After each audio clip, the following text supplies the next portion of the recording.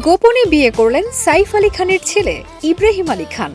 সমুদ্র সৈকতের ছবি, কখনো সুইমিং পুলে একান্ত সময় কাটাচ্ছেন, আবার ক্যামেরার দিকে তাকিয়ে প্রাণ চঞ্চল হাসিতে ধরা দিয়েছেন। এমন দৃশ্যই দেখা গেছে তার ইনস্টাগ্রামে। এখন নেটিজেনদের প্রশ্ন, সাইফ পুত্র কাকে নিয়ে গেলেন এই ভ্রমণ বিলাসে? তার ছবির পেছনের মানুষটিই বা কে?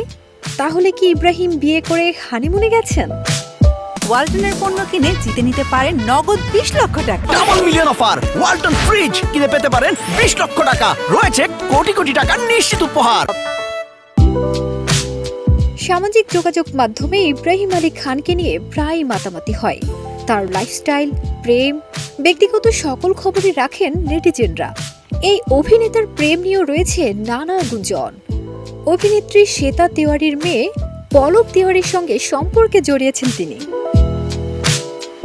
সম্প্রতি মালদ্বীপের ছবি শেয়ার করে নেটিজেনদের মনে আবারও টান টান উত্তেজনা সৃষ্টি করে দিয়েছেন বলিউডের অভিনেতা ও সহকারী এই পরিচালক। সমুদ্র বিলাসীর মুহূর্তগুলো কার সাথে ভাগ করেছেন, কাকেই বা ক্যামেরার পেছনে রেখেছেন তিনি? একইভাবে আবার সাইফ পুত্রের শেয়ার করা একই সি বিচের ভিডিও, ছবি শেয়ার করেছেন পলক তিওয়ারিও। তাহলে কি দুয়ে দুয়ে চার মিলে গেল?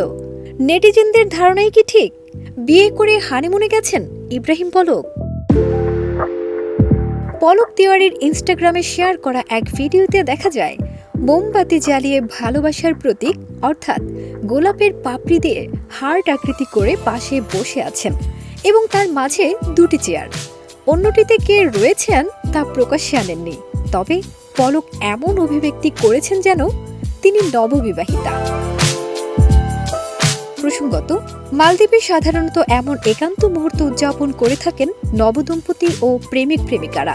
তবে ইব্রাহিম ও পলকের ক্ষেত্রে কি ঘটল তা নিয়ে রয়েছে ধোঁয়াশা।